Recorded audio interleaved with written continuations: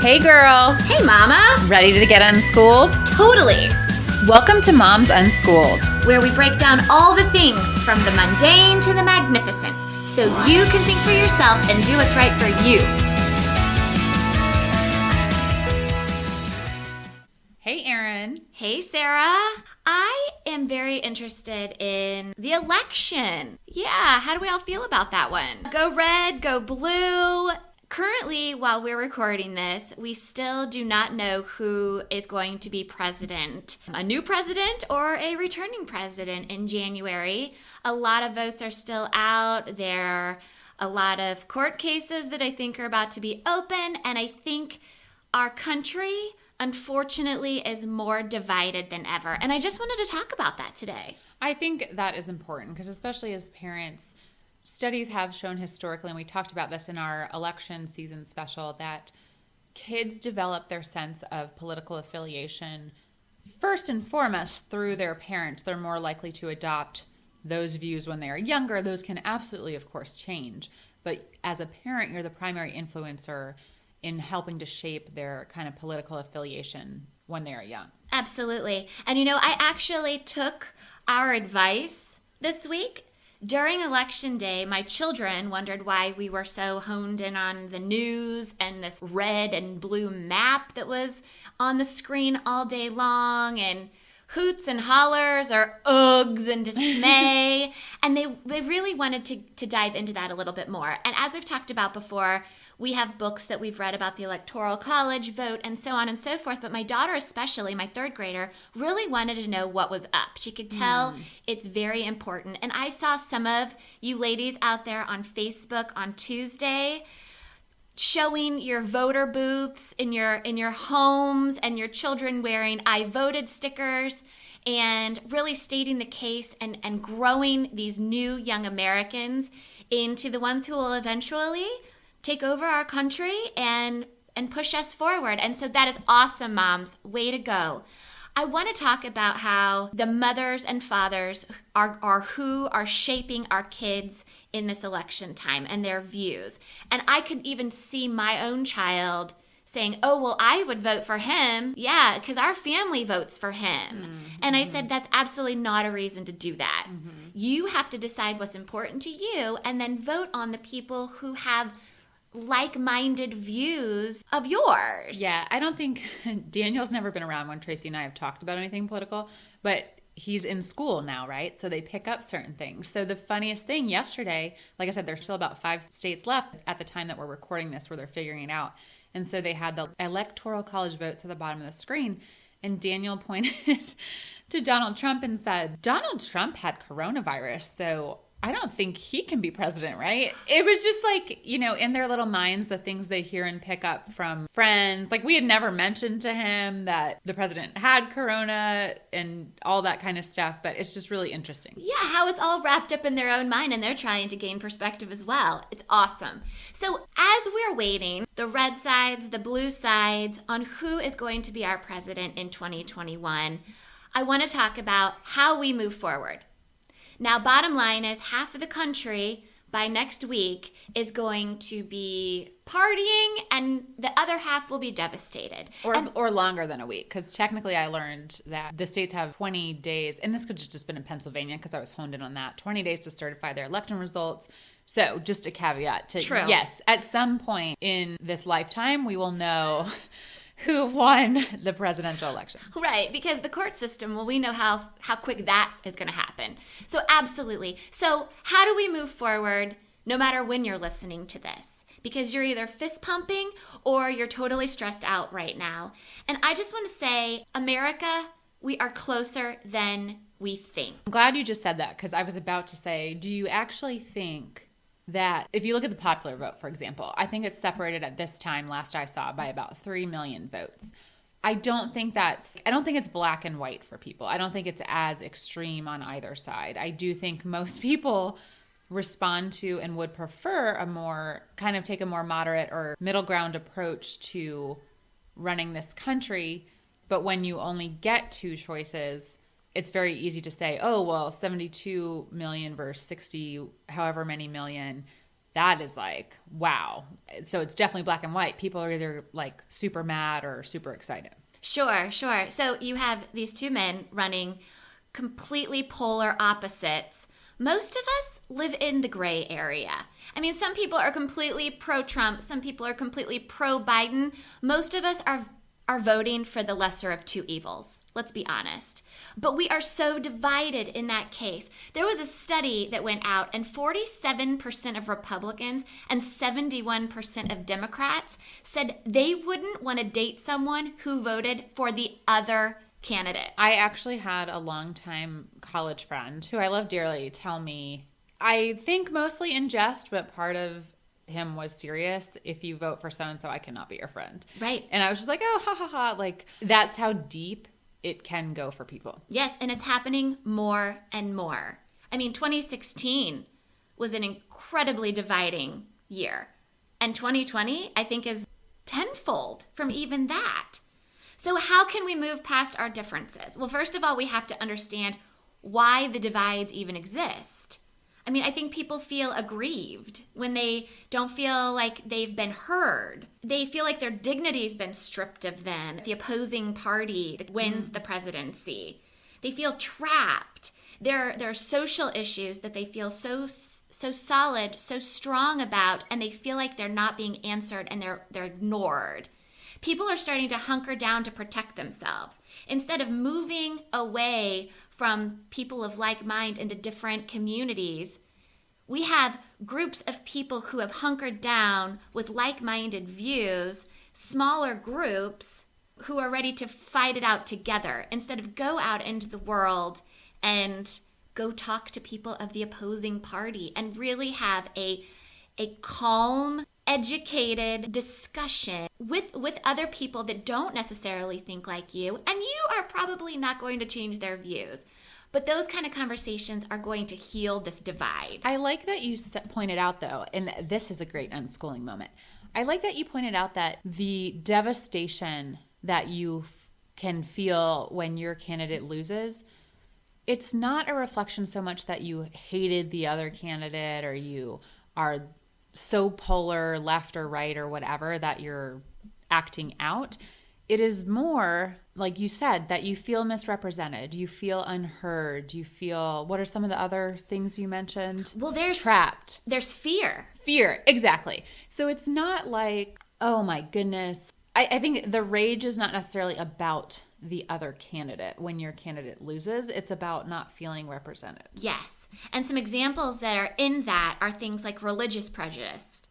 Sexual or racial discrimination. Do you feel heard? Yes or no? Do you feel like the government is taking a step and really hearing you personally about what needs to change in America?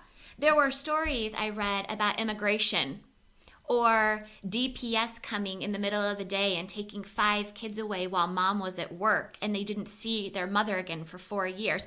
There are serious problems in our government as a whole that are broken. Those may be big issues for you or not so much, but it is a huge issue for one person out there, and that's when the divide starts happening. The little fissures, the cracks, and now we are the Grand Canyon, y'all. At this point. And 2020 especially is uniquely challenging because our nation is now facing 4 crises simultaneously. Only 4? Yeah, right? Right. Stay with me here. The pandemic, economic upheaval, systemic racism and social injustice, and a political crisis. So basically, besides the pandemic, these are also issues that have been problems in every election, interestingly. I remember being at Mount Rushmore. And if you ever get a chance to go, there's this beautiful nighttime ceremony. And I vividly remember this historian who got to deliver the message think about, we think in our current times that all these problems are unique to us. No, they're not. I mean, you just mentioned yes, COVID is a pressing new issue for us, but all those other social and economic challenges have been here since the beginning of time. Yes. Yes, we are facing the pandemic, so that's the 4th. But turns out those other 3 have been with us since the dawn of time. However, Americans are fairly good, generally speaking, at letting bygones be bygones. I mean, if you think about it, Americans forgave the British sympathizers. after the Revolutionary War. We forgave our brothers after the devastation of the Civil War. A presidential election, all things considered, should be a little bit easier than some of the things that have happened in our past. So, how do we move forward without waving a magic wand? We have to come together to heal. And healing is a completely normal, healthy part of any good relationship. And we need to heal those relationships in our government, our politicians, fellow citizens, neighbors, and family members. I'm glad you said neighbors and family members, because as you read that, when you hear a politician say we all need to come together, blah, blah, blah, okay, what does that mean on a daily basis in your sphere of influence? Not what does that mean at a pie in the sky? Oh, I don't see red states and blue states. I see the United, blah, blah, blah, blah, blah. All these platitudes. I get frustrated with the platitudes because they don't help people. Feel like they're meant to just placate and potentially inspire, hope that, oh, we'll just get through this and whatever. But as a parent, like you said, as a neighbor, as a friend, what does that mean to, let's, quote, come together after an election? So, first of all, if you were loud and obnoxious about all of this at work, you probably need to go in and hold the white flag, hold the dove. Is it the dove? Yeah, be the dove of peace, y'all. So everyone, quickly go order your laurel wreaths and doves. Can you get those on Amazon Prime? Are doves on Prime? We'll put it in the affiliates. Yes. No, it's either time to eat humble pie, or it's time to go in and be calm and gracious. It's time to just come together. A presidential election should not be the reason we are divided. We all have commonalities, and we find our major issues and why we want to be heard in those commonalities.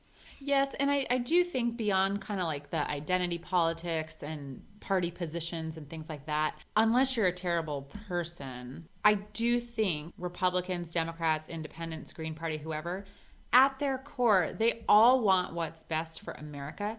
They just have belief in a different process by what that means. Meaning, for example, free market economics, that is the avenue that Republicans think support the economy. Whereas traditionally, Democrats think that the government managing more civic and social functions is their way and their avenue to boost prosperity.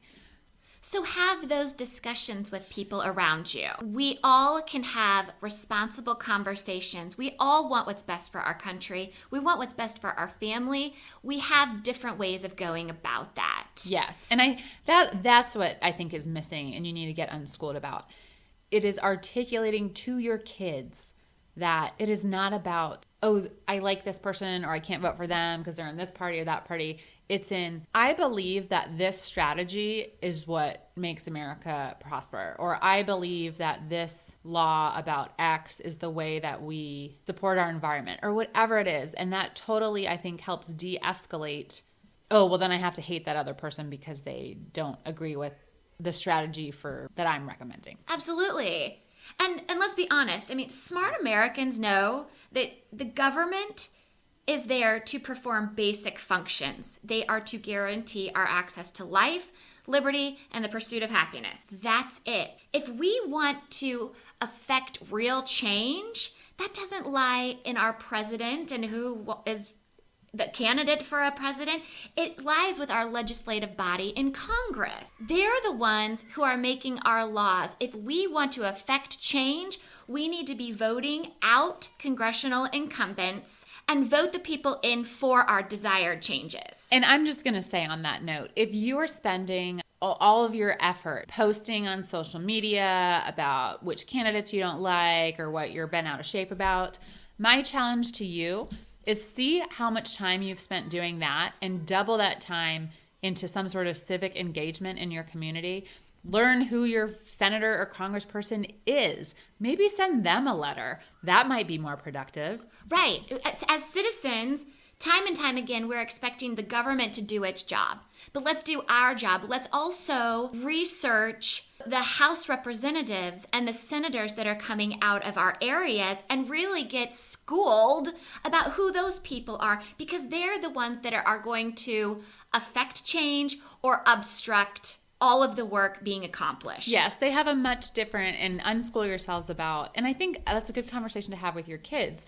Yes, the president, this is their role. This is what kind of influence they might have.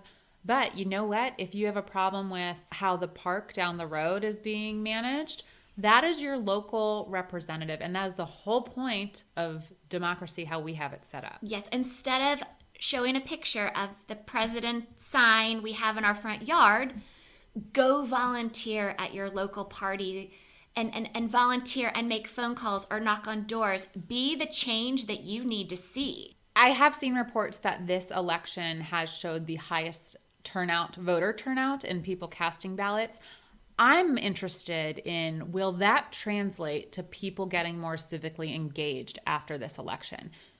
Interesting. I would love to see that. You know, if your party wins, how are you going to help our country move forward? If your party or your candidate doesn't win, how are you going to work hard to be the change? Inspire ourselves at this time. Now, instead of feeling devastated or stunned, be the change that you need to see in the world. It's time for us to inspire ourselves. And depending on how old your kids are, find out when public meetings are. Go to the next town management meeting. Little things like that are going to go a lot longer way in helping shape your kids' kind of political development and even aspirations. There's a couple good one-liners I've come up with myself. I doubt I would ever run for public office, but I've just gotten so tired of listening to these broken record, like I said, platitudes. And I think that could be inspiring for kids, and it might spark some great conversations with them if they walk out of a meeting where there was like a local vote about something or whatever. And I would be really curious to hear what they thought about how different arguments were presented or made and what the result was. Even you could Google their talking points. You could Google their list of issues that they're passionate about, and it's an experiment, right?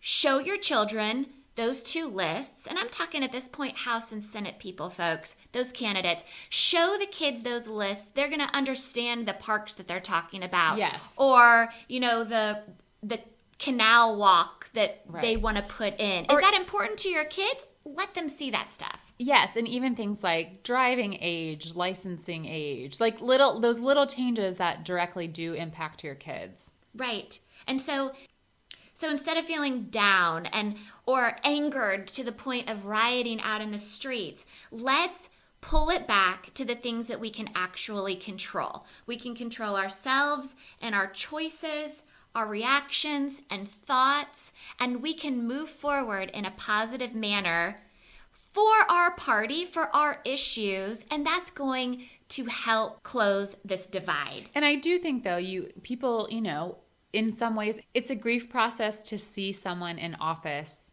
at any level of government that they don't feel like is effective, that they don't feel like represents them.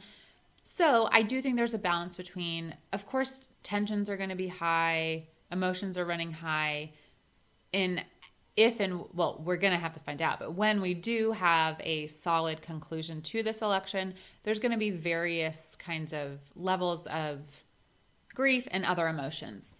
Yes. And don't go on Facebook about it. Stop. Stop. We just have to remember that people on both sides are good. We all want what's best for the country. Not all people on all sides. But yeah, the majority, yes. I think the point you were trying to make is just because someone has a different view than you, they're not a bad person. I truly believe that however misguided you might think someone is about how to help America, that is mostly their intention unless they're just a jerk. Absolutely. So, yeah. So let's go out there and prove media wrong, y'all. When we finally figure out who will be our president in 2021, let's start closing this divide. Let's have real conversations. Let's utilize our our God-given talents and go out there and do civic duties and contribute to our communities. Let's go out there and reach out to each other. Let's go out and prove them wrong. We don't need to riot in the street or any of the negativity that they're so expecting our country to do as soon as the numbers are officially in. Yeah, I would say, because as you said that, I was thinking, so an alternative, channeling your energy into something more productive. Mm-hmm. And you might have to sit on that for a couple weeks until I said the emotions come down a bit, and then see how you can make a more direct change in your neighborhood or state even. Yes. Be a beacon of hope. Be a beacon of positivity. You're so much more positive than I am. No, I've had to tell myself this in the last couple days. So when I started researching this, I needed to read it and to really grasp it myself. And once I've really started understanding how incredibly close we actually are, media is showing us how divided we are. We're not. We just have to be ready with grace, with hope, to go out there and close that gap. And I like that you said you are intentionally telling yourself those things because kids can pick up. I bet they're going to pick up on those kind of under the breath remarks that are made when a newscaster said something or when we have the final results. Or they hear me gasp. A new state comes in and I go, right. Well, what happened, Mom? What color? Who won that state, Mom? I need to bring it all back together. This time in really researching and doing some internal thought in the past couple of days, I'm ready to heal my thoughts about the direction this should go. And I'm ready to get out there and inspire my family to do better. And I'm ready to begin to inspire the world around us. And really part of being an American is finding a way to understand that we have to want whoever is president to do well. Yes. Even if we do not like them. I think the point is if we want to honor the presidency as a position in a democracy, we have to at some point get over the fact that who we wanted to fill that position may not be the case, but we don't want to we don't want them to do bad because then that sucks for everyone. We're rooting for America. We have to. We all have such American pride.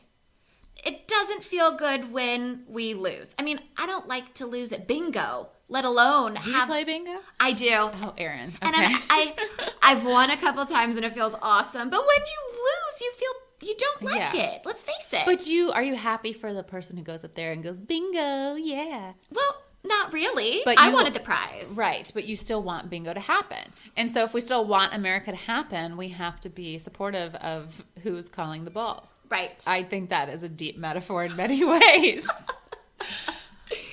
We have the ability to change it. We have to change our attitudes.